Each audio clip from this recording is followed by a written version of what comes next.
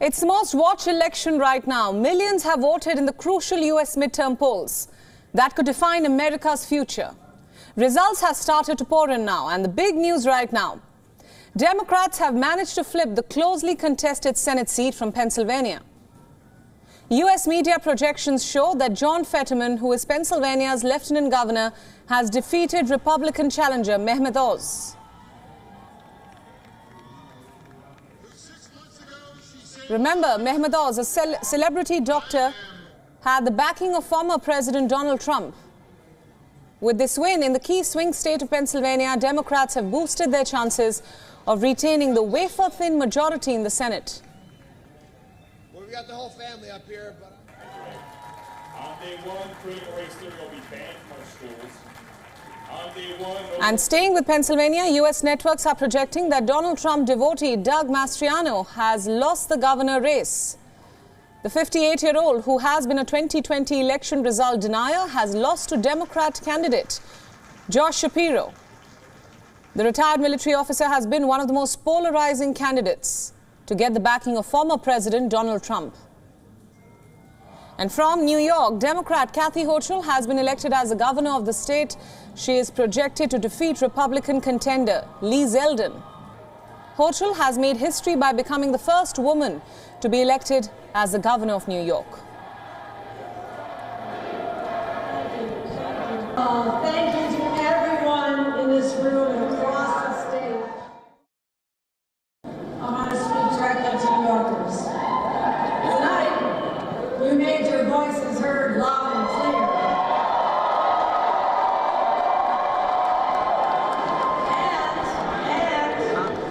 And you made me the first woman ever elected to the governor of the state.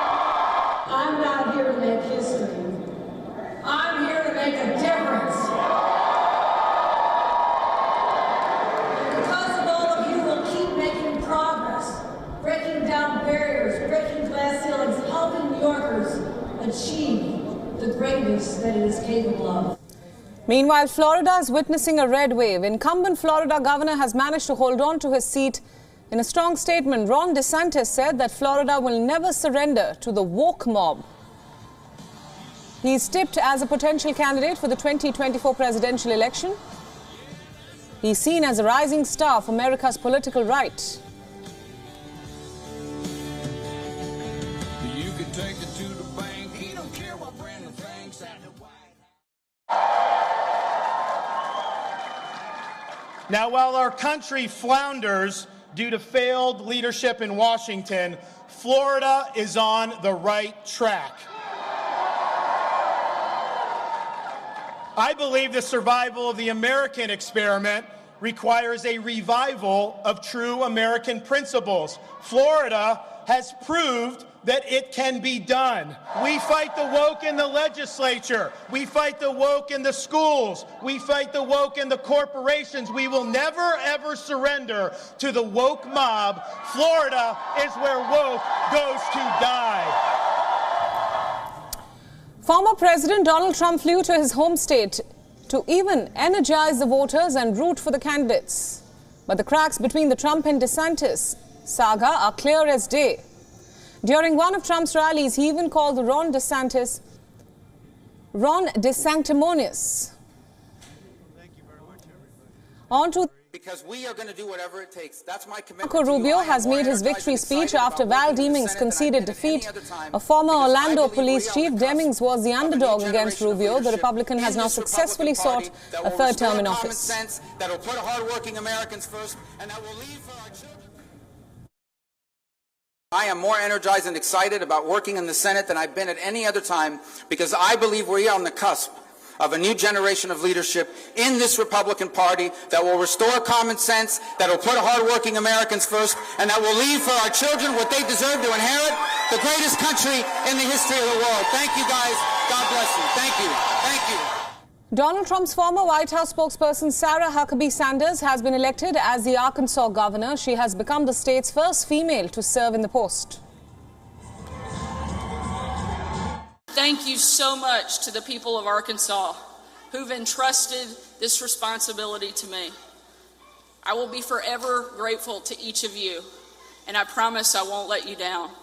I will never, ever forget who and what we are fighting for, because I have 3 little reminders, Scarlett, Huck, and George, who are going to hold me accountable and remind me that every single decision I make as governor will have a direct impact on their life and the life of every kid in Arkansas. That is not at all something I take lightly, but it is something I know I'm ready to take on. I look forward to being Arkansas's very best governor for the next 8 years. Thank you so much.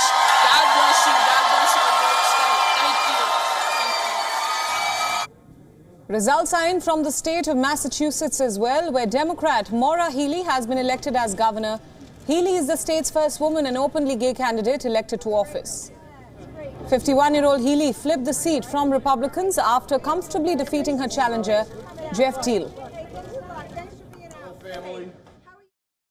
To all of you, and to all of you out there, with the help of so many, we made history, didn't we? We made history.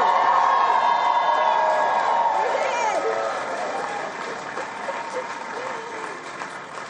I stand before you tonight proud to be the first woman and the first gay person ever elected governor of Massachusetts. And as long as I'm governor, women will always have the freedom to control their own bodies, and our state will provide access to safe, legal abortion. We will protect women, we will protect patients, and we will protect providers, Massachusetts. Now for more perspective, a global perspective as to why these elections matter, we're now being joined by our correspondent Jody Cohen from Tel Aviv. Jody, thanks for joining us.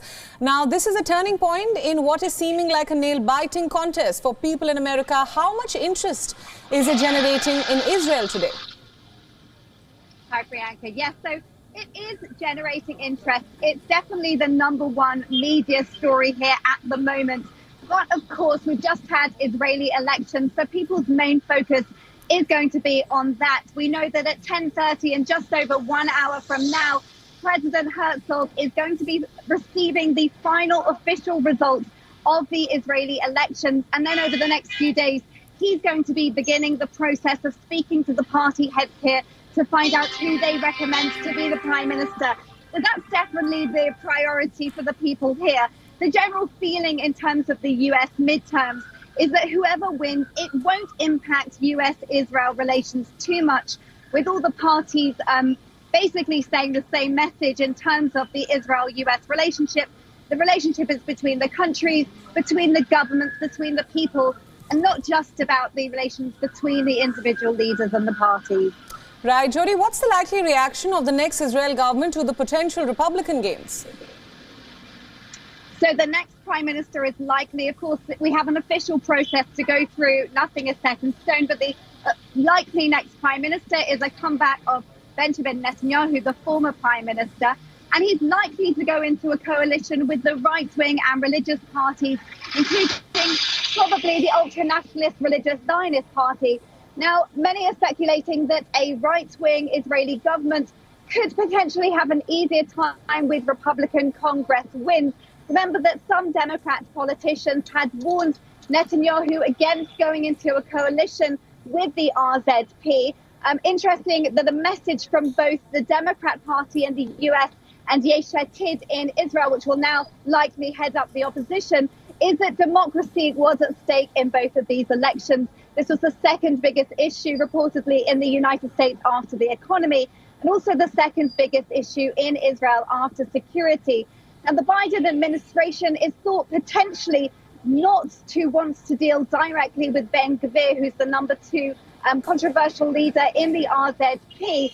The results of the midterms are also of interest in Israel in terms of an indication of if Biden is likely to get re-elected. We haven't seen the Republican wave that many people had been predicting, although, of course, results are still to come in. And we know, of course, that Trump is going to be making an announcement next week, which many suspect maybe he'll be talking about his own run.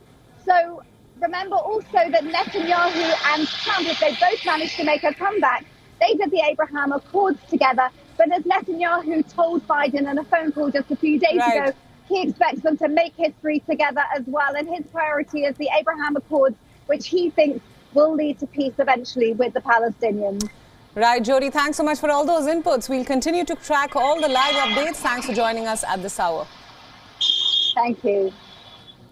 WION World is now available in your country. Download the app now and get all the news updates on the move.